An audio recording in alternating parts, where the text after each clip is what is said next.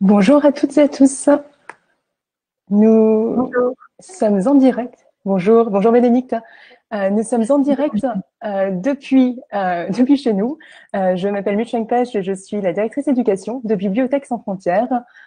Et je suis aujourd'hui accompagnée de Bénédicte Assonia, qui est professeure des écoles à Bonnières-sur-Seine et qui met en place depuis quelques années des méthodes innovantes pour proposer le meilleur à ses élèves. Bonjour Bénédicte. Voilà. Bonjour, écoute, c'est gentil. Alors aujourd'hui, vous êtes sur, je vous remercie d'avoir rejoint le live 10 sur 10 de Bibliothèques sans frontières.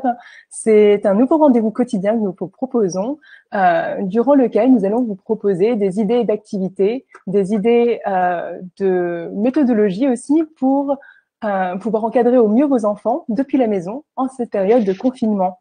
Donc, retrouvez-nous tous les jours sur cette page Bibliothèques sans frontières à 10h10. Je tenais à remercier aussi les équipes de Facebook qui nous ont accompagnés pour mettre en place ce live. Je vous prie de m'excuser pour le retard de ce matin. Nous avons trouvé une nouvelle technologie qui nous permet de nous connecter à plusieurs, mais il fallait la roder un petit peu. Alors, en plus de ce live, vous nous retrouverez aussi les mardis et les jeudis soirs à 17h30, toujours sur la page Facebook de Bibliothèques sans frontières, avec des conférences sur les sujets principaux du baccalauréat et du brevet. Ce soir, nous commençons avec un sujet d'histoire sur le traité de Versailles avec l'historien et le chercheur Patrick Veil à partir de 17h30. Donc, ne manquez pas le rendez-vous. Et enfin, si vous le souhaitez, vous pouvez retrouver tous nos conseils d'activités, de contenu, d'idées de jeux aussi, et de ressources en ligne dans notre newsletter 2 fois par semaine directement dans votre boîte mail. Donc, n'hésitez pas à vous inscrire directement depuis la page Facebook ou sur le site de VSF. Donc aujourd'hui, je suis ravie d'accueillir Bénédicte qui va nous donner quelques trucs et astuces pour rythmer la journée des enfants à la maison. En cette période de confinement, on a les parents qui Voilà. gardent leurs enfants à la maison se posent beaucoup de questions. Nous avons reçu à BSF justement un certain nombre d'interrogations de parents qui, malgré la mobilisation des enseignants, se sentent parfois démunis, voire angoissés à l'idée d'avoir à assurer la continuité pédagogique à la maison. Si tu le veux bien, Bénédicte, je te propose de commencer par te poser quelques-unes des questions que nous avons reçues des parents d'élèves. Qu'en dis-tu? Oui, d'accord, très bien. Alors, la première question qui peut paraître simple comme ça, mais qui certainement appelle une réponse un peu plus complexe, doit-on faire école toute la journée? Voilà. Alors, pour répondre à cette question, on ne peut pas y répondre en 2 minutes. Enfin, je vais y répondre rapidement, mais comme ça, par oui ou par non, parce que nous sommes dans une situation totalement inédite. C'est une expérience nouvelle que nous ne connaissions pas. Voilà, et donc dans une nouvelle forme d'organisation de la société. Donc, à partir de là, ça veut dire quoi? Ça veut dire qu'il faut fonctionner pas à pas, un pas après l'autre. Pas vouloir tout faire d'un coup et surtout pas tout de suite l'école à la maison exactement comme à l'école. Bien Parce sûr. que là, au bout de 3 jours, moi, au deuxième jour, j'ai une maman au bord des larmes au téléphone et je lui dis mais non, non, non, non, non, lâchez prise. Votre fils ne sera pas sanctionné parce qu'il n'a pas fini le travail du lundi. Stop. Voilà. Donc, cette situation nouvelle, elle nous stresse tous, Mm. y compris les enfants. Donc, garder un rythme, oui. Après, les faire se lever à 7 heures, comme pour aller à la garderie, ou être prêt à 8h30 pile devant leur feuille. Non, personne ne va tenir, ni les parents, ni les enfants. Voilà, je pense que il faut quand même raison garder. Effectivement, garder un rythme scolaire, mais eh bien qui soit adapté à la maison. Et ça, on est en train de l'inventer tous ensemble. Donc non, vous ne pourrez pas refaire l'école à la maison avec les horaires de l'école. Personne ne tiendra, ni les enseignants, ni les parents. Surtout avec Internet qui marche, bon, mais plus ou moins. Là aussi, les informaticiens font ce qu'ils peuvent jour et nuit. On est en train de réinventer notre société et les liens entre nous et les liens entre l'école et la maison. Sachant qu'à ce niveau-là, en plus, il y a des injustices numériques. Donc voilà, il Bien faut sûr. faire attention à tout ça. Et Donc j'imagine. voilà, autant il faut pas non plus attendre que les enfants traînent en pyjama jusqu'à 14 heures, parce que là, tout le monde va être déprimé aussi. Je veux dire, garder le rythme d'une journée, mais s'ils commencent à travailler à 9 heures, bah c'est pas voilà, c'est pas grave. 9 heures, 9h30, je veux dire, personne n'en mourra et ils feront quand même le travail comme ils peuvent et comme vous pouvez. Donc déjà, voilà, on peut peut-être se lever un petit peu plus tard, garder un rythme tout de même, c'est-à-dire de se préparer comme pour une journée d'école, au moins dans son corps, voilà, s'habiller, prendre sa douche, ranger ses affaires, ça c'est important parce que dans des périodes de confinement, c'est des conseils d'une amie qui m'est chère, eh bien, il faut garder des rituels, faut garder des rythmes, ça c'est très important. Mais vous avez bien compris que ces rythmes ne soient pas exhaustifs et de toute façon, ça ne pourra pas être les mêmes qu'avant le confinement. Voilà. Bien sûr. Et Donc, j'imagine que c'est, comme tu le disais, c'est une situation qui est vraiment hors norme et que le but de rythmer sa journée, c'est aussi de rétablir un sens de la normalité pour les enfants, c'est ça. de ne pas trop les perturber. Est-ce que tu penses qu'il faut essayer de se fixer des objectifs quotidiens, par exemple, avec les enfants? Alors oui, je pense qu'il faut se fixer des objectifs. C'est très important là ce que tu es en train de dire, Michel, parce que effectivement, c'est en gardant des rituels à un certain rythme qu'on va aussi rassurer les enfants et je dirais même se rassurer soi-même en tant qu'adulte. C'est-à-dire que en même temps, voilà, notre monde n'explose pas, notre monde n'a pas disparu. On doit on doit se réadapter avec de nouvelles règles. Voilà, tout simplement. Donc il faut être souple avec soi-même. À l'impossible, nul n'est tenu. Et en même temps, oui, garder un rythme. Par exemple, c'est important de se dire, bah, on va faire l'école le matin. Le matin, c'est pas mal parce que les enfants ont l'habitude de travailler en général les matières principales plutôt le matin, vous voyez, à l'école. Ouais. Voilà, en général. Donc effectivement, plutôt commencer vers 9 heures. Prévoir des pauses, ne travaillez pas 2 heures d'affilée sur des divisions que vos enfants n'arrivent pas à comprendre, par exemple. Ça sera constructif pour personne. Vous vous en sortirez épuisé et vos enfants aussi. Ce que je conseille à ce niveau-là d'ailleurs, c'est si vous le pouvez et si c'est possible en fonction de ce qui a été mis en place là où vous êtes, c'est de vous rapprocher de l'enseignant de votre enfant. Il y a peut-être d'autres façons de communiquer avec lui, des choses à réinventer pour que les enfants aient des explications, des choses simples. Enfin, les outils, on peut reparler après le rythme, mais voilà, ça me paraît important. L'école plutôt le matin. Après, ça va dépendre de l'organisation de chacun, je sais bien. Et puis de se lever, oui, le matin, pas trop tard, mais pas trop tôt non plus. De garder un rythme avec des pauses. Pour un enfant de primaire, j'ai lu le papier d'une psychologue qui conseillait de faire une activité 20 minutes, puis de faire une pause. Alors, on pourra en reparler après. Il y a des pauses qui peuvent être courtes, de petits jeux où on bouge, que nous on utilise en classe, mais qui permettent à l'enfant de se défouler, voilà, de pas être 6 heures sur sa chaise avec juste une pause au déjeuner. Ça, encore une fois, vous ne tiendrez pas. Nous, on ne tiendrait pas avec ça. Absolument. Et justement, est-ce que tu peux nous en dire plus sur comment essayer d'adapter les plages de travail en fonction de l'âge des enfants? Tu vois, tu nous parlais de durée de sessions de travail conseillées pour des enfants d'âge primaire, par exemple. Est-ce que tu peux nous en dire un petit peu plus? Oui, bah moi, ma spécialité, c'est plutôt le primaire, même si j'ai des ados à la maison. Mais effectivement, les enfants de primaire, au-delà de 20 minutes d'attention, ça va être difficile de maintenir plus longtemps. Je veux dire qu'un enfant, il pourra faire mine de continuer à vous écouter, faire de gros efforts pour continuer à vous écouter, mais il aura du mal à se concentrer sur la durée au-delà de 20 minutes au niveau du cerveau. Donc, faut penser voilà, à s'aérer. S'il y a quelque chose qu'il n'arrive pas à faire tout de suite, dans ce cas-là, vous avez essayé avec lui ou il a essayé lui parce que vous étiez peut-être en télétravail. Je parle de toutes les situations, bien sûr. Eh bien, voilà, de cocher ce qu'il n'a pas réussi à faire et de dire, par exemple, bah là, on va retravailler ça en remédiation. Donc, vous pouvez reprendre cette activité plus tard avec peut-être, alors, si vous avez Internet et un ordinateur, évidemment, ou même un portable, vous avez beaucoup de plateformes en ligne qui permettent, qui sont des supports précieux aujourd'hui. C'est vrai qu'on a une chance folle en 2020. Il existe énormément d'outils gratuits pour pouvoir s'entraîner en ligne. Il y a bien sûr Khan Academy, moi j'utilise depuis longtemps en classe, mais il y a des outils comme Ortholude, par exemple, où les enfants peuvent s'entraîner avec de grosses matrices. Ça, pour le français, l'étude de la langue, c'est pas mal. Vous avez plein de sites enseignants. Il y a beaucoup d'enseignants hyper généreux, comme chez Arrivari, qui mettent je ne pourrais pas tous les nommer, ou Clastis, qui recensent sur Internet, Facebook, Twitter, des centaines d'outils pour aider les gens. Voilà. Et puis, vous avez également des dispositifs pour proposer l'invention de problèmes assez simples Je pense à Maths en vie, par exemple, où on part de photos dans une pièce pour inventer des problèmes ou demander à son enfant d'inventer un problème de maths. Enfin voilà, des petites Absolument. choses qui peuvent remédier.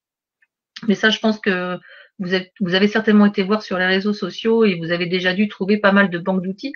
D'ailleurs, il y en a presque trop. Voilà, n'en prenez pas trop non plus parce qu'après on perd un temps fou à choisir, hein. Bien sûr. On va, pour les parents qui nous écoutent, nous allons recenser toutes les références que nous a citées Bénédicte, bien sûr sur le fil de discussion de de ce live et dans la vidéo que nous posterons, mais aussi sur la newsletter de BSF et sur notre site Bibliothèque sans frontières, www.bibliosansfrontières.org. Et par ailleurs, un certain nombre de ces outils sont gratuits. Donc vraiment, n'hésitez pas à les utiliser. On a parlé de Khan Academy hier. C'est un outil qui est complètement gratuit et qui vous permet de suivre vos enfants, de leur proposer des ressources de qualité validées par des enseignants de façon gratuite. C'est aussi le cas de beaucoup de ressources, notamment celle qu'a citée Bénédicte juste là. Bénédicte, est-ce que tu as aussi... Non, alors, le numérique est une super opportunité pour justement en cette période de confinement pour trouver des ressources de qualité et continuer à faire travailler ses enfants. Cela dit, il est peut-être aussi important d'avoir des temps un peu déconnectés où les enfants ne sont pas devant les écrans. Oui, qu'en penses-tu? Ah oui, tout à fait, c'est hyper important. Surtout que dans un premier temps, c'est vrai qu'ils auraient tendance à aller devant la télévision, regarder leurs dessins animés, et puis bon bah voilà, et puis il y a le NT de la classe. Les enseignants qui ont mis pas mal d'outils numériques en cours ou en place ou qui sont en train de les mettre, hein, qui ont donné des premiers plans de travail papier aux parents en disant bon bah voilà, il y a des outils qui vont se mettre en place, mais c'est le temps d'eux. Il y a évidemment le site du CNED, hein, je ne l'ai pas nommé, mais qui a mis beaucoup de ressources en ligne pour les enseignants et les parents. Voilà. Donc les activités déconnectées, oui, c'est hyper important. Déjà entre les activités de classe des enfants. Alors, on va rester sur la classe dans un premier temps. Pardon, ouais. C'est du spontané. Hein. Déjà, il y a le geste de l'écrit. Moi, j'ai demandé aux parents de pas lui donner des tonnes de photocopies ou des choses à photocopier, parce que tout le monde n'a pas une imprimante. Je leur ai simplement dit, prenez un petit cahier ou un reste de cahier ou un grand cahier, ce que vous avez chez vous, bref, avec des lignes écoliers. Ça, c'est pour que les enfants ne perdent pas le geste d'écriture et simplement, une fois par semaine, voilà, moi je vais leur demander, mais ça vous pouvez le faire, une petite rédaction, la rédaction de semaine à faire, hein, des dictées, voilà, des petites dictées journalières. Alors là aussi, vous avez le site Charivari qui propose énormément de dictées. Je la cite beaucoup aujourd'hui, Charivari, mais c'est vrai qu'elle a sauvé des vies d'enseignants et de parents. D'enseignants débutants notamment. Bref, je lui rends hommage là, voilà.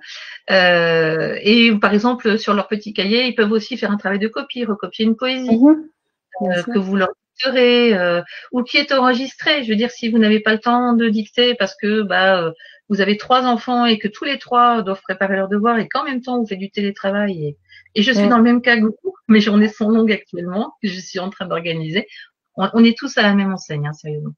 Voilà, donc vous pouvez trouver, oui, des textes enregistrés en ligne, de poésie, de textes lus, de livres lus, qui peuvent être des débuts de dictée, qui peuvent être des copies, des poésies à copier, des choses comme ça. Voilà, mais à voir avec l'enseignant aussi, attention, de ne pas faire plus que le programme ou à côté de ce qui est déjà proposé à vos enfants, qui peuvent parfois sembler lourds parce qu'on ne sait pas comment le gérer. Vous voyez, voilà. Absolument. Et je pense que tu soulignes quelque chose d'important ici aussi, c'est que il faut se rassurer en tant que parent et en tant qu'élève sur le fait qu'on ne peut pas répliquer entièrement l'école à la maison et que chaque journée, alors on peut avoir un agenda type et chaque journée varie. Est-ce que tu as un mot de réconfort à offrir aux parents sur ce sujet-là? Oui, comme je l'ai dit, on est tous à la même enseigne. Personne ne vous demande de faire l'impossible. Je trouve que les parents, tu vois, moi, les parents qui reviennent vers moi font déjà énormément, font tout ce qu'ils peuvent pour leur famille, leurs enfants. Déjà, ils ont commencé en termes de protection et ça, c'est énorme. Il y a eu toutes les maisons à nettoyer. Vous avez fait beaucoup. Il y a une maman qui m'avait écrit en me disant, je suis désolée, j'y arrive pas, c'est nul, j'ai pas réussi à poster les devoirs. Non, Vous êtes merveilleuse, vous avez fait beaucoup. Et j'ai envie de dire ça à tous les parents. Vous avez pris le problème de la société à bras le corps, vous vous occupez de vos familles, de vos enfants, vous êtes formidables. Donc voilà, déjà, reconnaître tout ce qu'on a déjà fait. Et bah oui, s'il y a un retard par rapport à un devoir, sachant que les enseignants ont aussi donné le devoir, bien sûr, pour maintenir un rythme dans les programmes, mais surtout pour que psychologiquement les enfants ne perdent pas leur univers, que leur univers ne s'écroule pas et Absolument. que du jour au lendemain et qu'ils se rendent compte que bah oui, leur professeur est toujours là pour eux. Et, il poste des choses pour eux, il peut envoyer des messages, corriger des copies en ligne, mais ça reste de la normalement hein, dans ce qui est dit, ça reste de l'évaluation formative. Qu'est-ce que ça veut dire en termes concrets? Ça veut dire que c'est pas ces notes-là qui vont coter quoi F2 dans la moyenne quoi. C'est pas le but, vous voyez, c'est pas Ouais. Il s'agit voilà. plutôt de donner des retours aux enfants, Des ce qu'on appelle retours, un feedback des pour les repères. encourager. Exactement. Et puis aux parents Exactement. aussi, parce que l'école à la maison, oui, c'est en plus, puisque vous devez voir avec eux un petit peu les cahiers, tout ça, mais encore une fois, avec raison gardée, vraiment. Mais en même temps, euh, ça permet aussi d'occuper les esprits et de vos enfants, et je dirais, bon alors de vous-même, vous êtes largement occupé, mais quelque part, il vaut mieux ça que se retrouver sans rien, enfin vous imaginez, sans aucun support, sans rien, du jour au lendemain, et avec des enfants qui paniquent. Donc là, il y a un but. Je veux dire que ça, c'est hyper important, surtout en période de confinement, d'avoir des buts fixés dans la journée, et bien le travail à suivre fait partie de ces buts, et ça me semble essentiel. Voilà, encore une fois, le trop est l'ennemi du bien, vous voyez ce que je veux dire, et en même temps, il faut Absolument. faire le minimum, quoi, voilà. Absolument, il s'agit de rythmer la journée pour avoir un sens, Oui. de retrouver des repères et simplement continuer à apprendre, à créer, à explorer. Je vous rappelle, pour ceux qui nous rejoignent, merci. Je vous rappelle que nous recensons toutes les ressources qui seront discutées dans ces lives, ainsi que des idées d'activités, des idées de contenu sur le site de Bibliothèques sans frontières. Alors, le site français, vous trouverez dans les commentaires de ce live, bibliosansfrontières.org, et nous avons également un site belge avec des ressources validées par des enseignants belges sur bibliosansfrontières.be.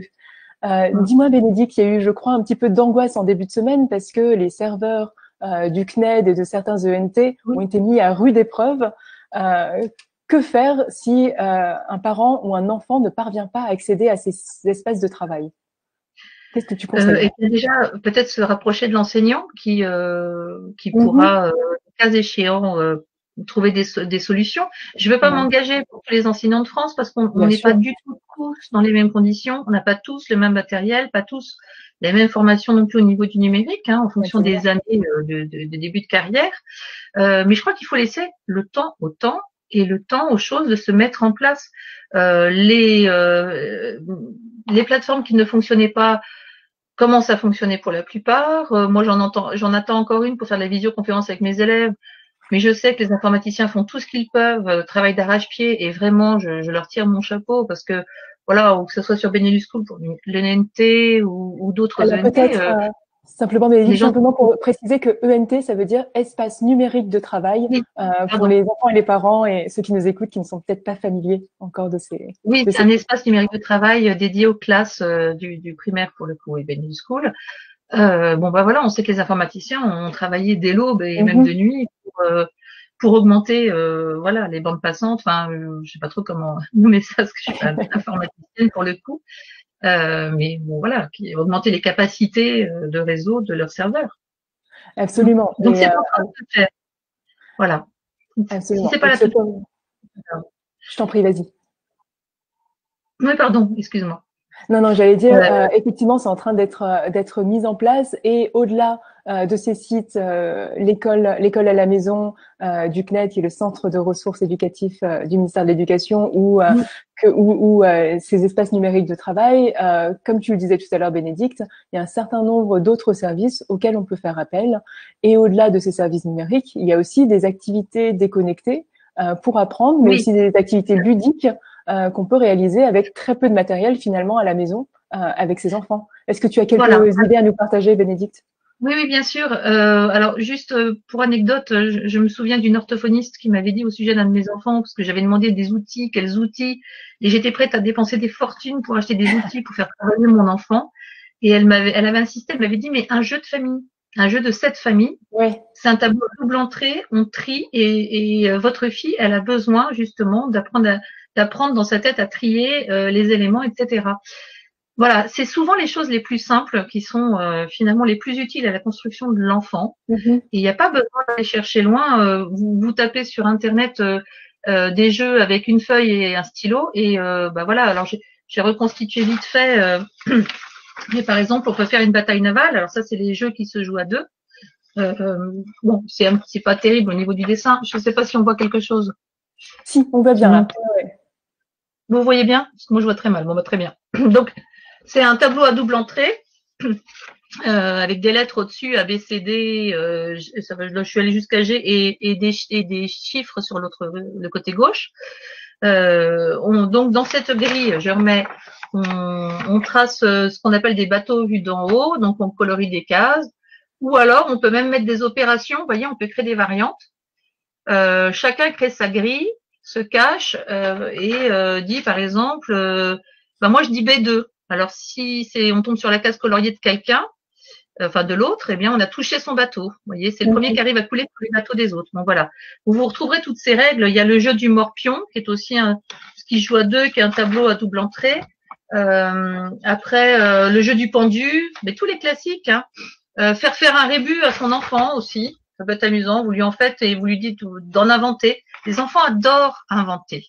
Les enfants sont fiers d'inventer, de créer. Et puis, quand on est acteur, quand on devient acteur dans des situations de stress, et ça c'est hyper important, il me semble, on ne la subit plus, on la subit moins. Mais voilà, c'est-à-dire qu'on fait partie des gens qui arrivent à occuper les journées, qui arrivent à amuser sa famille. Je vois des hashtags là apparaître avec un dessin pour un soignant. Moi, je trouve ça génial. Ouais. Je l'ai proposé à mes élèves, mais ils se sont précipités dessus parce que d'un seul coup, ils sont acteurs, et le fait de faire plaisir à des soignants qui soignent le coronavirus, alors qu'on est petit, on se sent encore plus impuissant. Mais c'est hyper important, et ça, ils sont très heureux de le faire. Donc, Absolument. créer des jeux pour sa famille, ça peut être aussi très valorisant. Donc, voilà, on peut créer aussi ce qu'on appelle des cadavres exquis. Euh, Chacun écrit à tour de rôle, alors ça peut être les enfants entre eux, un début de phrase, puis un verbe, et puis un complément, etc. On cache en fait, à chaque fois qu'on écrit quelque chose, on cache, puis quand on ouvre, bah, ça fait une phrase rigolote, ça fait une phrase inventée par tout le monde avec des éléments qui, a priori, n'étaient pas faits pour aller ensemble. Voilà, là, Mhm. c'est le chat danser la Java avec sa grand-mère à Tahiti, et ça fait rire les enfants. Bon, voilà. Et tous les jeux de mots, en fait, il y a le jeu du dictionnaire aussi, il suffit d'avoir un dictionnaire. On invente de fausses définitions de mots, ça peut être très amusant aussi. C'est peut-être le moment de redécouvrir en fait tous ces jeux qui sont un petit peu, bon, pas si anciens, mais qui sont très amusants, qui sont très simples. Je me souviens aussi d'une famille que j'avais rencontrée où les enfants, tous les jeux de plateau qui Ouais. étaient dans la maison depuis longtemps, bah, c'était eux qui les avaient fabriqués. Et ils y avaient passé du temps, ça les avait beaucoup amusés. Alors il y en avait en bois, mais on peut très bien le faire avec du carton et des pastels. Pourquoi pas leur faire inventer un plateau de petits chevaux eux-mêmes. Voilà, on peut même faire un dé.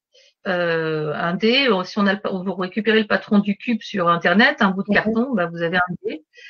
Et ça, les enfants, ils adorent fabriquer, et ça, ils sont très très demandeurs. Ils aiment être créateurs, et puis qu'on les valorise avec ça. Un jeu de loi, ils peuvent aussi en inventer les règles. Mhm.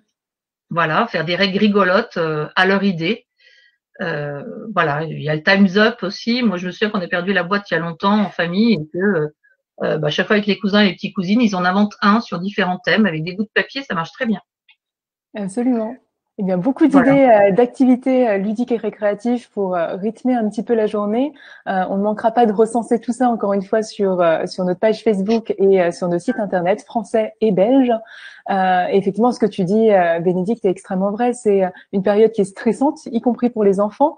Qui Mais sont oui, exposés aux médias, qui sont exposés parfois aux réseaux sociaux aussi quand ils sont plus grands, avec des ah oui, messages parfois un peu anxiogènes. Et donc le fait de pouvoir être acteur de sa journée, de pouvoir inventer des choses est extrêmement fort. Et en plus, ce oui, sont des moments où on peut interagir avec ses parents autour d'une activité commune sans avoir l'impression de les embêter. Et vous avez peut-être vu passer ça. Il y a pas mal d'enseignants et d'écrivains, Leila Slimani par exemple, qui ont élaboré un journal du confinement. C'est aussi des moments un peu privilégiés où on peut se remettre à imaginer, à créer, à essayer de s'évader un petit peu. Et effectivement, tu nous donnais des idées tout à l'heure d'écriture de poèmes, de rédaction. Ça peut aussi être des moments où on renoue avec la langue, avec l'écriture et avec son imaginaire. C'est ça, c'est renouer avec des choses. Tu parlais des enfants plus grands là, et alors là, ça m'interpelle beaucoup parce que je vois aussi pas mal de cas, évidemment, d'ados qui sont dans la maison, qui ont des petits frères et des petites sœurs plus petits. Donc les parents, travaillent, il n'y a pas d'autre solution. Les ados les gardent, sauf que attention, les ados sont extrêmement sensibles. J'ai essentiellement des ados à la maison, donc je parle, extrêmement sensibles. Ils sont sur les réseaux sociaux en permanence, même si on essaie de les protéger. Eh bien, ils ont toutes ces nouvelles alarmantes au jour le jour et toutes ces fake news sur le coronavirus, et ils sont extrêmement stressés. Donc, si en plus ils doivent gérer impeccablement les devoirs des petits, etc., c'est une surcharge qui, à mon sens, peut même conduire au burn-out. Je pense qu'il faut faire attention aussi à penser à libérer nos ados ou peut-être proposer des activités plus ludiques. Alors un jeu de plateau, s'ils sont partants, moi un été, mes ados les avaient fait avec leurs petits cousins, ils étaient absolument ravis. Il y en avait un en école de dessin qui a fait des dessins un petit peu plus chouettes. C'était un jeu de plateau de Pâques, ils avaient inventé ça. Bon voilà, pour les chocolats. Et chacun avait apporté sa petite pierre. Ils y avaient passé l'après-midi en fait. Vous voyez. Mais oui, je pense que c'est important de discuter avec les ados beaucoup. Et de prendre le temps et puis surtout de pas trop les surcharger parce que oui, ils sont plus grands, ils sont autonomes, ils savent faire plein de choses, mais eux, ils sont aussi submergés par le travail du collège et du lycée. Ils ont pas forcément l'aide à la maison. Alors là, la plateforme Khan Academy, merci parce que moi j'ai mes ados dessus. Donc, et ça me dépanne parce que je dois m'occuper aussi des élèves en journée. Je veux dire, on est tous à la même enseigne. Voilà, il y a des outils en ligne pour aider et peut-être que eux aussi ont besoin de souffler. C'est aussi un moment pour renouer avec la lecture, je pense, aussi. De prendre un roman, de démarrer un roman. Pour les ados et les plus jeunes. Prendre le temps de se déconnecter justement un petit peu, peut-être d'avoir un rythme de vie un petit peu moins continuellement sollicité par les réseaux sociaux, effectivement. Et on a une question qui rejoint un petit peu ces interrogations d'un parent qui nous dit: j'ai des enfants qui ont des âges différents, 8 et 13 ans. Est-ce que je peux les faire travailler ensemble ou sur les mêmes thématiques, sur les mêmes tranches horaires? Qu'est-ce que tu en penses, toi, Bénédicte? Alors, tout dépend s'ils travaillent ensemble, tout seuls dans la pièce. Bon, si ce sont des enfants qui en ont l'habitude et que ça fonctionne bien, très bien. Après, si vous testez le système pour la première fois, que vous ne savez pas, qu'il y a des petites rivalités frères-sœurs et que ceux qui sont dans l'enfance, comprennent pas forcément ceux qui sont dans l'adolescence et vice-versa, hein. Chacun a ses besoins. Si ils peuvent, moi, ils travaillent sur la même table de la salle à manger, mais j'avoue que je suis à côté. Je travaille à côté sur un fauteuil et je suis à disposition pour aider le plus jeune. C'est pas forcément le plus grand qui aide le plus jeune. Après, il y a peut-être certains plus grands qui sont absolument ravis de faire du tutorat avec le plus jeune, mais je crois que c'est important de tenir compte de la personnalité de chacun. À la limite, peut-être presque plus que l'âge, je dirais que chacun a sa personnalité, ce qu'il a envie d'apporter, ses limites, et qu'il faut en tenir compte, surtout en période de confinement, y compris pour les adultes. Absolument. Il s'agit aussi de réussir à trouver son espace et j'imagine qu'il y a aussi des façons d'organiser son espace personnel à la maison pour avoir peut-être une séparation entre le moment de travail, le moment de détente, etc. Ben voilà, c'est ça. Et puis je pense qu'il y a une chose moi que j'ai demandé de faire chez moi, c'est un conseil de famille, c'est-à-dire qu'on se réunisse au bout de 4 jours pour faire le point, dire voilà, que chacun puisse s'exprimer, dire moi ça va, ça je le dis bien. Là par contre j'aimerais bien un changement ou j'ai besoin d'un espace en plus ou il y a quelque chose qui a plu à la maison que j'aimerais manger, des choses toutes bêtes, hein, mais qui peut éviter les frustrations des uns et des autres. Et je crois que ça va être ça aussi, c'est la lutte des frustrations aussi absolument. bien des parents. Attention de ne pas souffrir de ce qu'on appelle d'angélisme et de craquer au bout d'une semaine. C'est-à-dire le parent qui est parfait, mais quelqu'un de parfait n'existe pas et qui est surtout crevé à la fin de la semaine, épuisé et qui voilà ne tiendra, enfin aura du mal à tenir ou tiendra après avoir craqué. Mais voilà, on est humain, on n'est pas des machines et on a tous des besoins et on peut donner beaucoup et se priver, bien sûr, parce qu'on est fort. Mais si on se prive de trop de choses, qu'on n'exprime pas assez son ressenti, au bout d'un moment, ça craque. Et Mm. ça, faut que chacun puisse le faire dans la maison. On n'a pas tous les mêmes besoins, on n'a pas tous les mêmes envies, les mêmes buts et les mêmes personnalités. Et en plus, on n'a pas tous les mêmes programmes scolaires. Donc, c'est tenir compte de tous ces paramètres. Voilà, je crois qu'il n'a jamais été aussi capital de discuter. C'est peut-être aussi une opportunité quelque part pour pouvoir rediscuter en famille, recréer ces liens familiaux autrement, peut-être plus profondément dans le fond. Mm, Parce mm. qu'on court à des rythmes assez fous, des vies passionnantes, mais avec des rythmes, voilà. On n'est pas forcément souvent ensemble.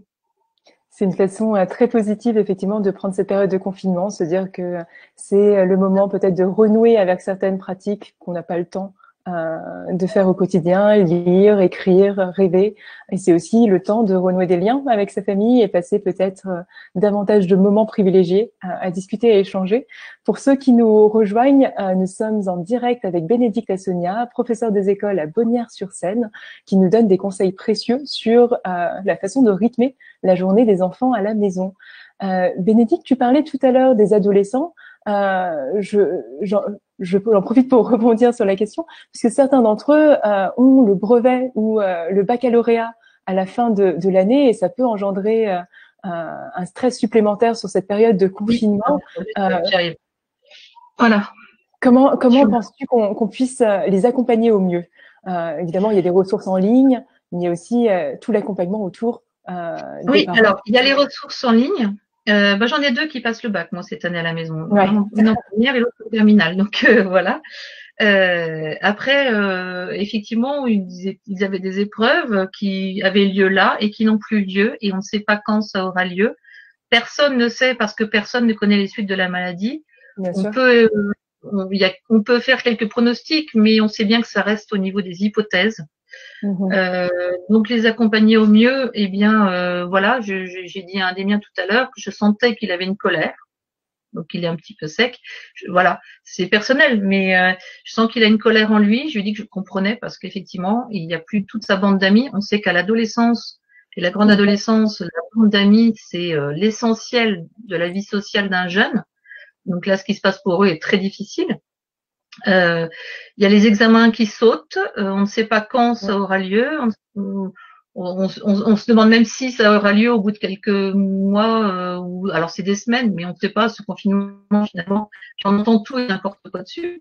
Donc pour les enfants, les grands enfants, c'est extrêmement stressant.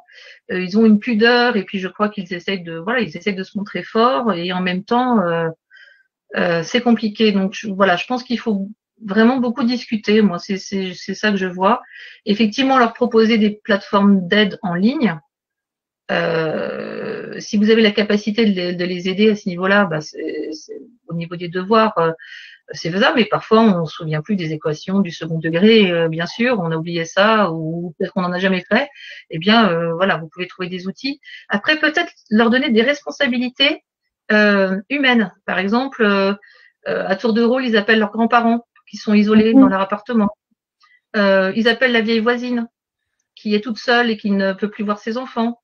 Et ça, un jeune, il est sensible au fait d'avoir un rôle social, un rôle dans la société. D'ailleurs, il y en a beaucoup qui manifestent, hein, qui manifestaient, voilà. Euh, donc c'est vraiment l'âge propice. Justement, on a envie de se trouver une place dans la société.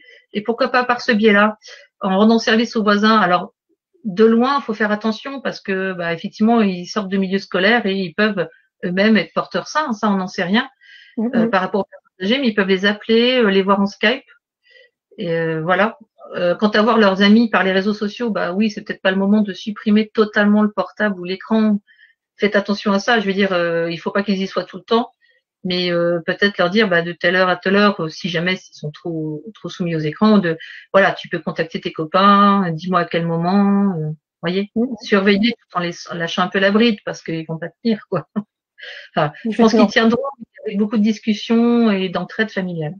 Effectivement, c'est une question d'équilibre entre le travail scolaire, le temps passé en famille, le temps passé avec les amis. Et ce que tu dis sur l'entraide et le rôle social que les adolescents peuvent jouer est extrêmement intéressant, extrêmement précieux, je pense. C'est aussi une façon de remettre en perspective sa situation personnelle et ses frustrations par rapport à un problème sociétal qui est d'ampleur hors norme. Et nous en parlerons dans d'autres lives. Mais nous avons mis aussi en place, alors nous et un certain nombre d'acteurs, à Bibliothèques sans frontières, le programme s'appelle Les Voyageurs du numérique, qui a pour vocation de partager des fiches d'activité qu'on peut utiliser justement pour accompagner des seniors qui sont peut-être moins à l'aise avec les technologies que les adolescents et qui aujourd'hui aimeraient bien pouvoir les utiliser justement pour rester en contact avec leurs enfants, avec leurs proches. Donc il y a beaucoup de choses, je pense, à imaginer pour nourrir cet élan de solidarité. Pardon, je te laisse finir, mais c'est hyper intéressant. C'est effectivement l'occasion aussi d'inventer de nouvelles façons de faire société ensemble, de se montrer solidaire face à cette crise sanitaire. Et puis tu soulignais autre chose qui, je pense, est aussi extrêmement précieux, c'est le fait qu'il va falloir s'adapter au jour le jour et que les plans peuvent changer, que les spécialistes, y compris, ne savent pas forcément combien de temps cette crise sanitaire va durer. Donc, il s'agit de tenir sur la longueur et de pouvoir réadapter ces plans en discutant en famille au quotidien. Oui. Pour moi, le maître mot, c'est vraiment l'adaptation. Mais je trouve c'est vrai que j'ai pensé plus au code voyageurs du code et cette idée de, je sais pas si les jeunes peuvent s'inscrire, tu nous diras. Si, absolument. Les jeunes ont pas mal de compétences numériques que les adultes n'ont pas forcément. Ils les ont développées avant nous, tout seuls. Et du coup, effectivement, ils sont porteurs de savoir à ce niveau-là. Ils peuvent aider des personnes plus âgées, peut-être à se saisir d'un outil numérique pour pouvoir communiquer avec sa famille. Et ça peut être hyper intéressant. Je sais pas trop comment mettre ça en place, mais ça peut vraiment servir tout le monde et valoriser un jeune. Encore une fois, quand on est acteur, on ne subit pas. On participe, on construit, et on lutte ensemble. Et ça, c'est important aux enfants et aux ados, je pense. Tout à fait. Chacun a son rôle à jouer et dans cette période de confinement, c'est peut-être aussi l'occasion justement de partager ses compétences avec d'autres et d'en acquérir aussi par la même occasion. Alors aujourd'hui, dans ce live, nous avons eu la chance d'avoir Bénédicte à nos côtés pour parler de la façon de rythmer la journée de vos enfants à la maison avec des conseils méthodologiques, des idées d'activités que nous allons recenser bien sûr, des idées de ressources, des paroles rassurantes aussi pour les parents sur un certain nombre de sujets. Je te propose, Bénédicte, peut-être qu'on prenne quelques minutes pour proposer à notre audience de nous poser des questions. J'ai le fil sous les yeux. Je te les relayerai.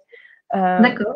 Alors, une première question de parents qui se demandent si toutes ces ressources sont effectivement est-ce qu'il existe des ressources pour tous les âges. Bénédicte, est-ce que tu veux prendre cette question? Oui, moi il me semble, j'ai vu passer des ressources pour tous les âges. D'abord, tout le monde met les bouchées doubles, que ce soit les éditeurs, les sites en ligne, pour proposer des outils gratuits et même des outils qui ne l'étaient pas, mais qui le deviennent le temps du confinement.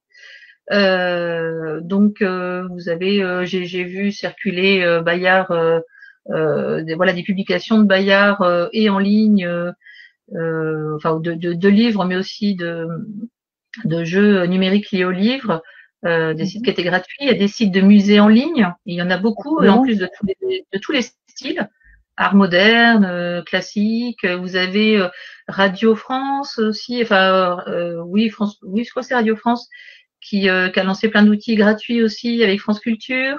Voilà, il y a vraiment énormément de choses qui circulent, de liens qui circulent sur les réseaux sociaux.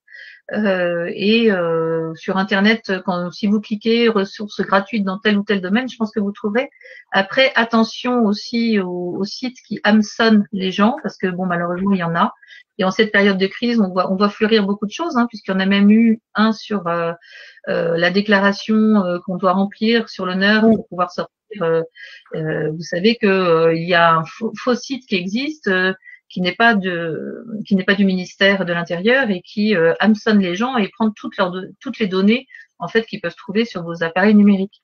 Donc, il faut bien aller sur les sites référencés, les sites officiels des plateformes numériques comme le CNED, voilà, Khan Academy, on sait que c'est Bibliothèques sans frontières, les sites de presse Bayard, tout ça. Bon, voilà, on sait qu'il y a derrière des maisons sérieuses. Quand on voit une application qu'on ne connaît pas, voilà, en faire le tour, savoir qui l'a édité avant de se lancer. Ça, c'est très important.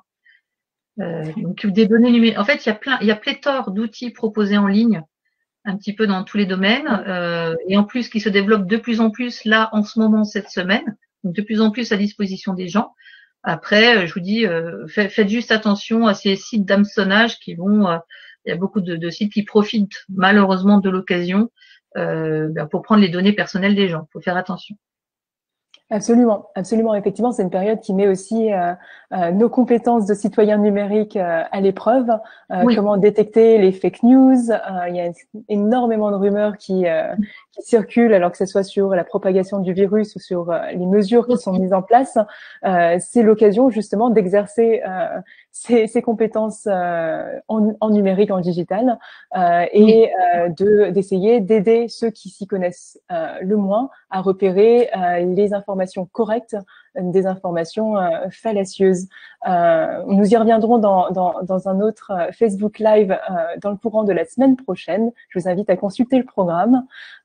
Et par ailleurs, il y a quelques sites et des médias qui ont fait des ressources extrêmement intéressantes pour expliquer aux enfants de façon rassurante et non anxiogène, mais très véridique, cette épidémie du coronavirus. Je pense au Petit Libé, par exemple, qui a fait un dossier extrêmement intéressant. J'ai trouvé aussi une infographie d'Élise Gravel qui est très très bien faite pour expliquer le coronavirus aux enfants. Alors je tâche de vous la ressortir. Élise Gravel, c'est une illustratrice. J'ai quelques affiches d'elle dans ma classe. Voilà, et c'est très très bien expliqué et c'est pas anxiogène. Je sais pas si vous le voyez bien. Alors voilà, là on voit mieux. Nous allons référencer ce lien sur les commentaires. Oui, je suis désolée parce que ça ne voit pas bien. C'est le coronavirus, c'est toi, Élise Gravel. Absolument. Et franchement, elle est très très bien faite. Elle explique bien les choses et sans faire peur en fait. Donc parce qu'il y a ça aussi, c'est ne pas non plus les enfants, moi au bout de 2 jours, écrivent sur leur NT, leur espace numérique de travail, leur messagerie à leurs camarades, arrêtez de parler du corona. Voilà, ils saturent déjà. Il faut faire attention entre eux, mais c'est bien parce qu'ils s'autorégulent tout seuls en fait. Voilà. Ouais, il y a des bons réflexes qui se développent aussi en cette période. Oui. N'hésitez pas à nous poser vos questions sur le fil des commentaires de ce Facebook Live. Peut-être pour récapituler un petit peu ce qu'on a discuté aujourd'hui avec Bénédicte. Donc, ne vous mettez pas parents pour faire des journées identiques à celles que les enfants ont à l'école. Il y a un certain nombre de ressources en ligne qui vous permettent d'accompagner vos enfants au quotidien. Parmi ces dernières, Khan Academy, dont on a parlé dans le Facebook Live hier matin, mais aussi Ortholude, beaucoup d'autres sites sur lesquels vous trouverez aussi des activités récréatives et ludiques à faire avec vos enfants. Bénédicte nous a donné de très beaux exemples d'activités qui ne requièrent que peu de moyens, finalement, du papier, un crayon, des ciseaux, de la colle, et surtout profiter de ce temps-là aussi pour renouer des liens au sein de la famille, mais aussi avec vos proches et pourquoi pas avec les seniors que vous pouvez contacter par téléphone ou via le numérique. Et comme le rappelait Bénédicte, c'est une excellente occasion de jouer chacun son rôle de citoyen dans un moment de crise et de confinement pour pouvoir justement affronter ce défi tous ensemble. Bénédicte, est-ce que tu as un mot de la fin pour nous sur cette session? Merci infiniment de ta mobilisation à nos côtés. Non, merci de m'avoir reçu. J'étais contente de te retrouver, Mouchieng. Mais mot de la fin, oui, ça serait adaptation, lien. Voilà, là, on s'adapte. J'ai pas envie de dire on doit, parce que j'ai pas envie de dire il faut, on doit, on en a déjà suffisamment dans la tête. Mais c'est une période où on s'adapte. Bon, on s'adapte à une société qui est en train de se transformer dans l'urgence, qu'on n'avait pas choisi, personne, euh, mais qui se fait. Voilà, on arrive à faire les choses. Je trouve qu'on arrive à faire les choses très rapidement, à réagir très vite. Moi, je trouve ça très encourageant et je suis plutôt optimiste sur cette question, sur l'intelligence des uns et des autres. Je trouve que globalement, ça fonctionne bien. Voilà, laissez les choses, laissons. Ah, j'ai encore un homme, mais les choses se mettent en place et c'est bien et on va y arriver. C'est évident. C'est un mot d'ordre extrêmement rassurant et effectivement, en ces temps de crise, c'est parfois dans les moments les plus complexes qu'émergent les innovations, les grandes Oui, idées et les moments créatifs, mais aussi les moments de solidarité. Donc, gardons le cap euh, et notre énergie. Je vous remercie infiniment, Bénédicte, de nous avoir rejoints aujourd'hui. Euh, Bénédicte Assonia, qui est professeure des écoles à Bonnières-sur-Seine et qui a partagé avec nous des conseils extrêmement précieux aujourd'hui. Vous retrouverez ce live sur notre page, j'essaye. merci, notre page Facebook Bibliothèque sans frontières, ainsi que sur notre site internet. Inscrivez-vous à la newsletter de BSF pour retrouver les contenus, les idées d'activités, les idées de plateformes que vous pouvez utiliser en période de confinement. Et je vous donne déjà rendez-vous ce soir à 17h30 pour une conférence de l'historien Patrick Veil sur le traité de Versailles, sujet qui est au programme des Oui, examens nationaux. tout à fait. Donc, rendez-vous à 17h30 sur la page Facebook de BSF et nous nous retrouvons demain matin à 10h10 à nouveau pour ce live de BSF pendant lequel nous discuterons des ressources pédagogiques du ministère de l'Éducation nationale en France et en Belgique. Donc, n'hésitez pas à nous rejoindre. Je vous remercie et je vous souhaite une excellente journée à tous. Vous retrouverez également nos ressources sur la page avec le hashtag Ensemble à la maison, où vous retrouverez également des idées d'activités, de ressources pour cette période de confinement. Merci à tous, merci Bénédicte, et au plaisir de vous Merci à retrouver vous. demain et dès cet après-midi également pour une conférence. Très bonne journée. Merci, bonne journée. Au revoir. Au revoir.